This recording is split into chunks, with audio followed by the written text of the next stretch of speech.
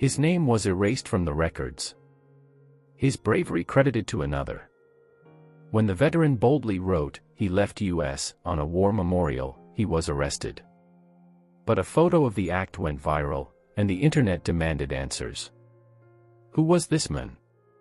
Why had his story been buried for 2 decades? As the truth unraveled, all eyes turned to the courtroom. What would the court decide in his fight against the Ministry of Defense? The shoebox rattled softly as Colonel Mason Trent set it down on the thin mattress of his cot. Its edges were frayed, its cardboard buckling at the corners from years of handling, weather, and regret. He opened it like a sacred ritual. Inside, beneath a folded American flag, lay 6 medals, each duller than the last, and a few brittle newspaper clippings, yellowed with time and smudged by the oils of his fingers. One article was from Stars and Stripes, dated 2003, Colonel Trent leads final push in Operation Silent Edge. No one remembered Operation Silent Edge anymore. No one remembered Mason. His boots, cracked leather and missing a lace, thudded against the cold concrete floor of the city shelter as he sat down. The cot groaned under his weight. Fluorescent lights above hummed with the kind of institutional indifference he'd grown used to. Across the room, a man mumbled to himself in sleep. Another coughed so hard it echoed. Mason reached into the shoebox again and pulled out a photo of his old unit.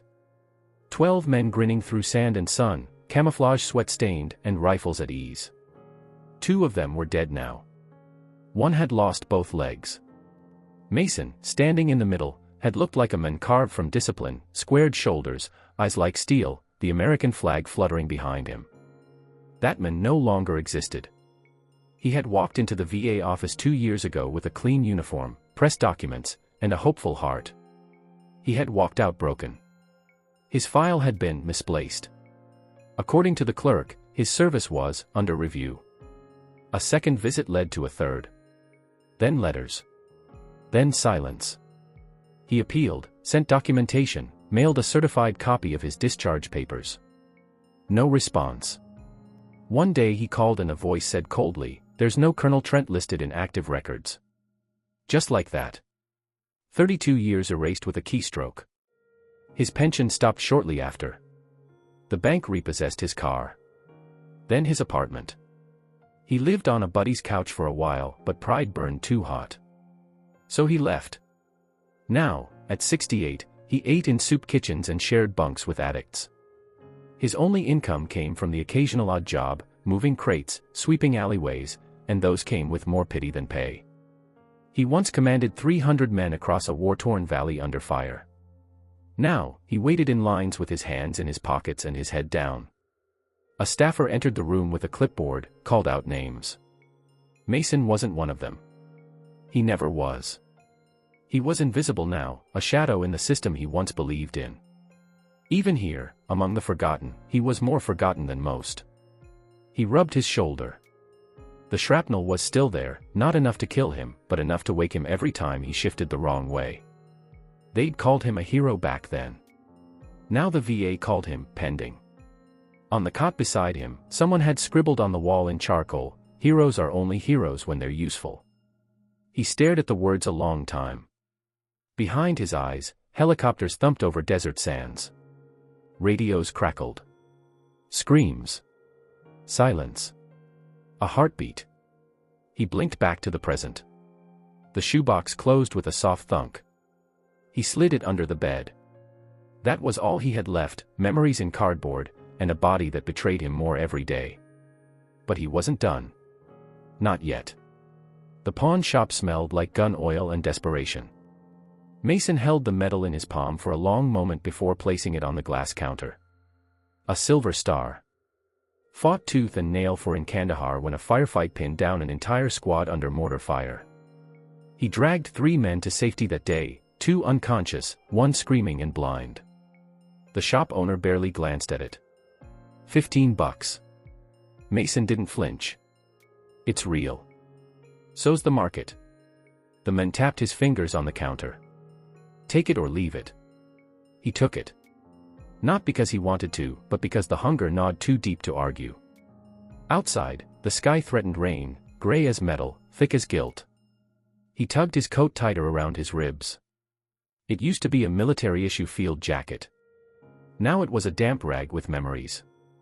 His boots were soaked, his stomach hollow, his dignity long since dissolved in the acid of indifference.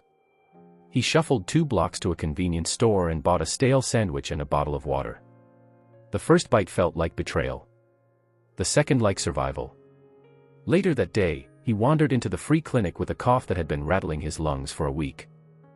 The receptionist looked over her glasses, took in his coat, his beard, his silence. "We're full," she said, even though 4 chairs sat empty behind him. "I was told to come. Try again next week." He pressed his veteran ID to the glass. She barely glanced at it. "Sir, I said we're full." A man behind him whispered, "Freeloader." Mason turned slowly, met the man's eyes. Didn't speak. The man looked away. By nightfall, the wind had turned sharp. He wrapped a piece of cardboard around himself under the overpass, the cement cold enough to suck the heat from bone. Rats scurried nearby. Somewhere in the distance, sirens cried. Rain dripped from cracks in the concrete like a slow leak in time. He dreamed of fire. Not warmth, but memory. Flashes of muzzle bursts. Sand in his teeth. A helicopter spiraling. A friend named Harris screaming into static. Then, bang. A slamming car door jolted him awake. His stomach clenched. Hunger. Pain. The two had become indistinguishable. The next day, Mason dragged himself to the city's veteran town hall meeting. He'd circled the date in a flyer weeks ago. It was supposed to be a place for veterans to be heard. He stood at the back of the room in his tattered coat, waiting for the mic. Speakers went up one by one. City council members nodded, took notes, posed for photos with polished veterans who spoke of community gardens and flag-raising ceremonies. When Mason stepped forward, gripping a crumpled statement in his hand, the moderator leaned in and whispered, "Sir, we're out of time. Thank you for your service." He opened his mouth anyway. "I served 32 years, he began. Someone clapped, trying to move him along. "I lost my pension because of bad records. I've written letters. I have no place to sleep. I've..." The mic cut out. A security guard touched his shoulder. He stood frozen. Then quietly turned and left without a word. Outside, the world went on. People in pressed shirts walked past him. Cars honked. Pigeons swarmed the breadcrumbs he couldn't afford to drop. He wandered, bitter wind pushing against his back, until he reached the War Memorial Park, a quiet hilltop space with stone walls etched with names. Names he knew. Names he bled with. He sat down beside the Korean War plaque and let the silence wrap around him. Then came the final indignity. A private security guard approached. "You can't sleep here." "I'm not sleeping. Just sitting. It's a restricted area at night. I fought for this country. That plaque, half those names were my friends. I'm just doing my job, sir. You need to leave." When he didn't move fast enough, the guard called another. Together, they lifted him by the arms. He didn't resist. Just stared up at the granite wall, at names engraved in stone, while his own was forgotten. As they pushed him out through the gate, someone passing by muttered, "Another drunk." No one asked his name. No one asked his story. Not that it mattered. The wind on Capitol Hill Park whipped cruelly that morning, sharp enough to peel skin, steady enough to keep the flags on the memorial taut in mid-flutter. Mason Trent sat on the stone bench again, fingers curled tightly around a styrofoam cup of lukewarm coffee donated by a passing volunteer. He hadn't taken a sip. He wasn't there for warmth or caffeine. He was staring at a plaque. It had been recently polished, the bronze glinting under the bleached sky. A wreath lay beneath it, plastic red poppies tangled with blue ribbons. The name carved into the metal was unmistakable. Lieutenant Bryce Tanner, hero of Operation Silent Edge. Mason's jaw tightened. He felt something rise in him, not anger exactly, but a heavy, smoldering heat that started in the gut and climbed toward the throat. Bryce Tanner. The man who abandoned his post in 2003. Who froze during the ambush. Who left radio contact for nearly an hour while Mason and his men were pinned, surrounded, nearly overrun. Mason had taken command, not by choice, but by necessity, leading the team to a flanking maneuver that broke the siege and saved 7 lives. And yet, Bryce had come home early. Decorated. Promoted. Photographed shaking hands with senators. And when Mason tried to report what really happened, when he filed the initial reprimand and sat for 2 official inquiries, the higher-ups made it clear, drop it. Too much publicity. Too much political cost. Mason had obeyed. Because that's what soldiers do. He hadn't spoken Tanner's name in 20 years. Until now. He stood slowly. Walked to the plaque. His fingers trembled as he reached into his coat pocket and pulled out a black permanent marker, a relic he'd picked up from a bus stop ad board weeks ago. With one steady hand, he wrote directly across the bronze. He left U.S. Then, underneath it, in smaller letters. Ask who really saved them. The letters bled against the metal like truth seeping through lies. He stepped back. His heart thundered. He expected guilt. He felt clarity. And then he walked. Around the base of the statue, a granite soldier frozen mid-charge, he stopped again and did something he never imagined himself doing. He pulled a small piece of paper from his wallet. It had been there for years, a scribbled list of names. The names of every man in his unit on that day. And he taped it to the stone.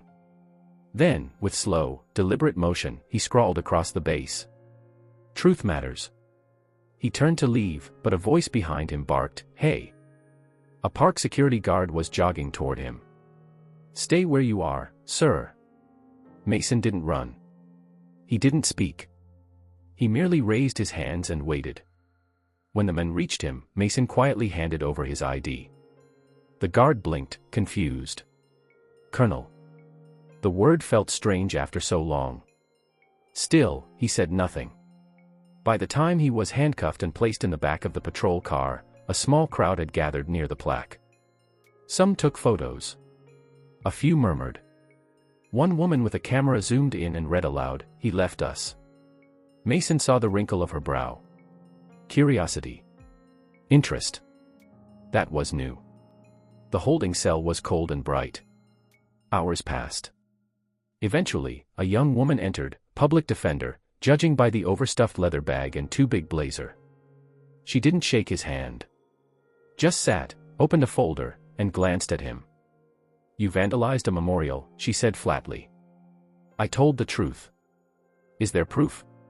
He shrugged. She raised an eyebrow. "Colonel Mason Trent, Afghanistan, 3 tours, Silver Star." She flipped a page. "But your VA file says you're unverified. No pension, no housing assistance. Why?" "You'd have to ask the Pentagon." She sat back. "I might." He looked at her. For a second, just a second, she reminded him of someone, a reporter embedded with them once. Tenacious, sharp-eyed. The kind who cared more about the truth than the paycheck. "Why did you write it?" she asked. He didn't blink. Because no one else would.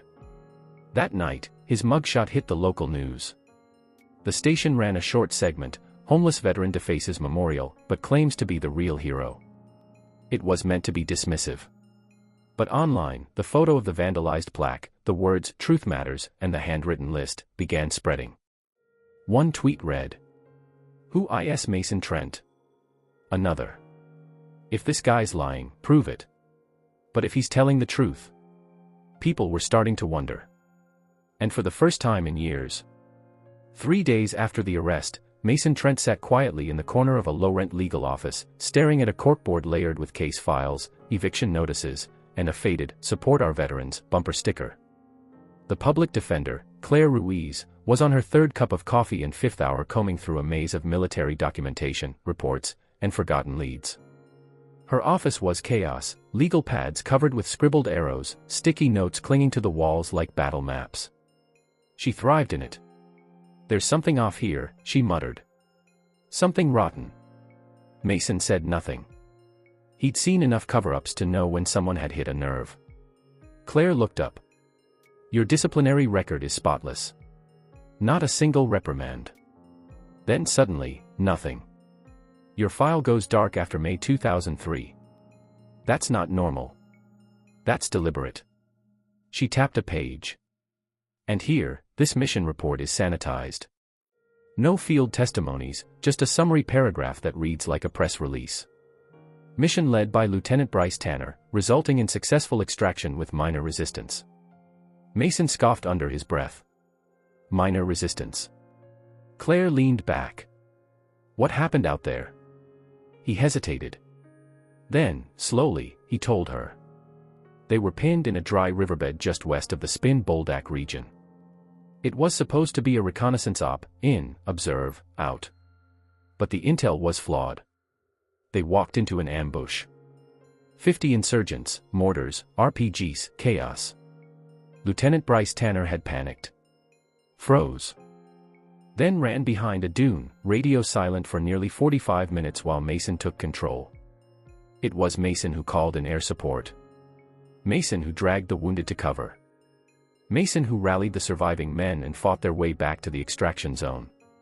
When the dust settled, Tanner reappeared, clean, untouched. And when the brass arrived, he spun the tale. Mason had stayed silent.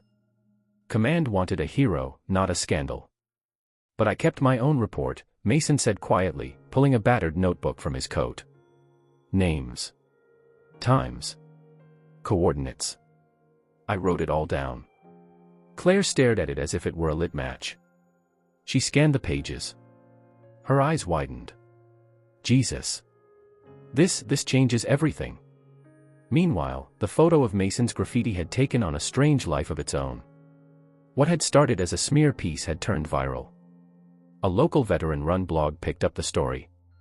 Then a national forum. Then a reporter from Stars and Stripes, a young journalist named Theo Brandt, requested an interview. Mason agreed, under one condition: no headlines, no exaggeration. Just the truth. Theo met Mason and Claire at the shelter's dining hall. They sat at a plastic table with chipped legs and steam rising from foam cups of broth. Theo recorded everything: the mission, the aftermath, the silence Mason had been forced into. Claire handed him copies of the notebook and VA correspondences. This isn't just about stolen valor, Theo said afterward. This is about burying a man alive. Days later, Theo's article hit the wire. The kernel they erased, inside the forgotten record of Mason Trent.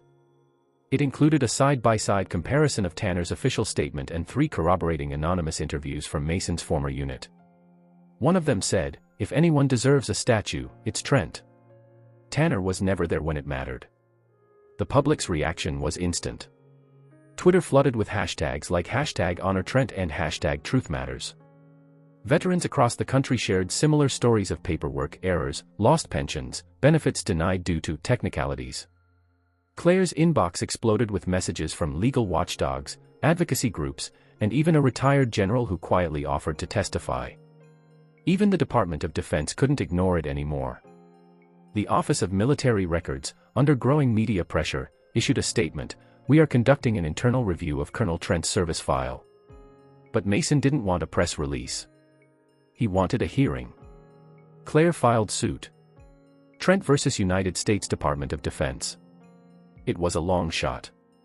No one had ever won a personal restitution case against the DoD over a decades-old operational cover-up. But the tide was shifting. People were paying attention. One morning, Mason woke to find a letter tucked under his door.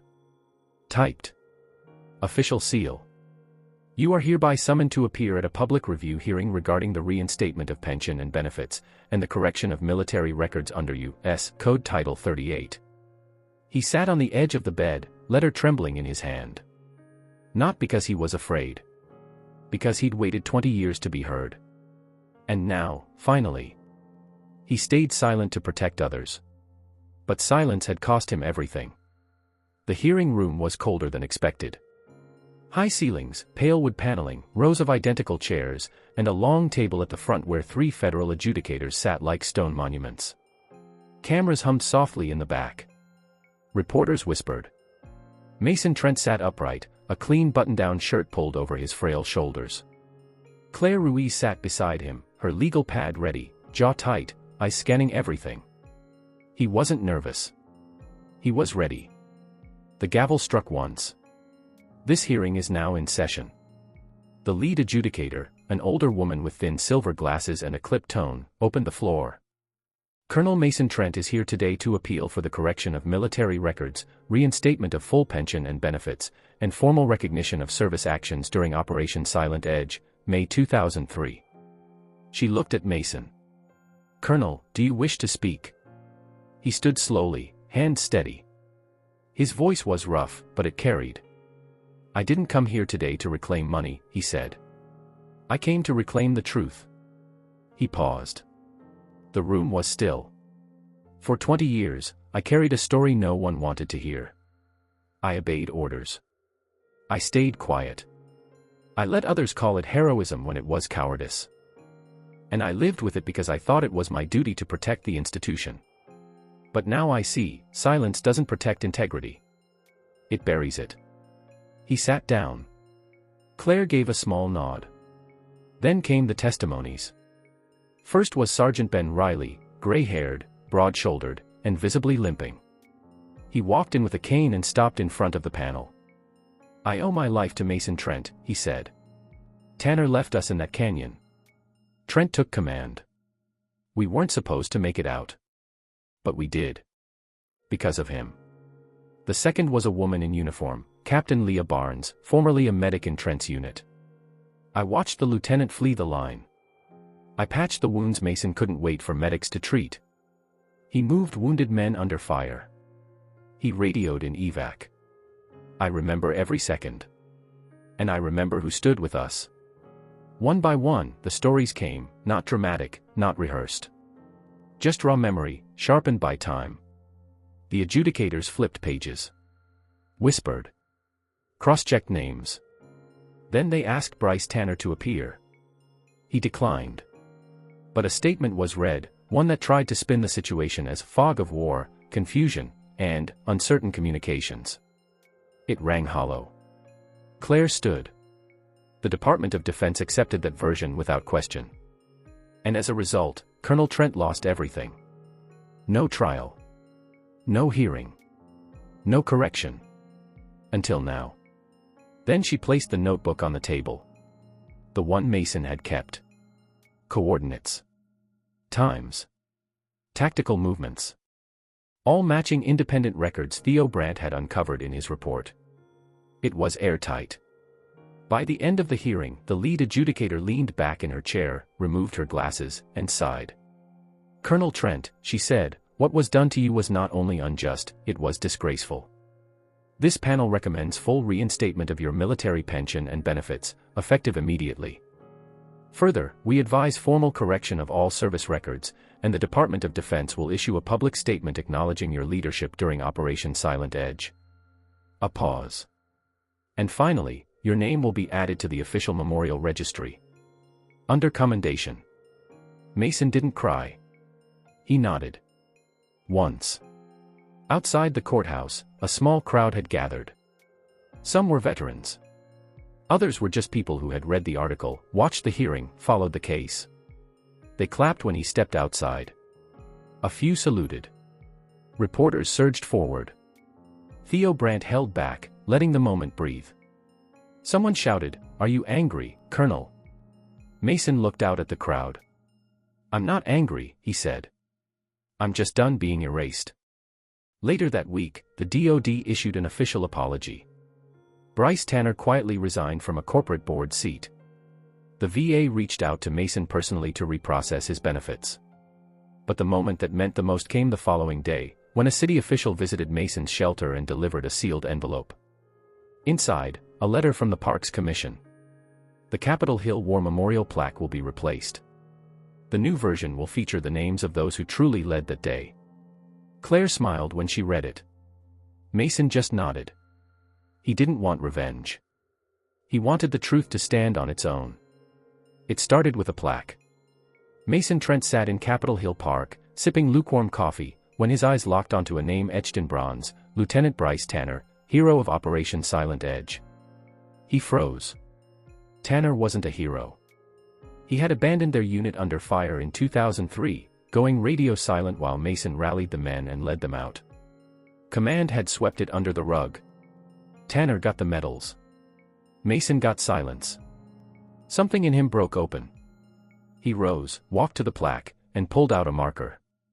In bold letters, he scrawled, "He left US." Underneath, he added, "Ask who really saved them." Then he taped a handwritten list of the men in that squad, the ones who fought, who bled, beneath the bronze. Before he could leave, a park officer shouted. Mason didn't run. He handed over his ID and was quietly arrested. A journalist walking her dog snapped a photo of the plaque and posted it online. Within hours, the image was spreading fast. A man in cuffs, a defaced memorial, and a question burning under the surface: who was Mason Trent? In the holding cell, he met Claire Ruiz, young, sharp, and already intrigued. "You vandalized a war memorial," she said. "I corrected it," he replied. She didn't laugh. Instead, she studied his battered ID, his steady eyes, the quiet gravity behind every word. And for the first time in decades, Mason Trent wasn't ignored. He wasn't dismissed.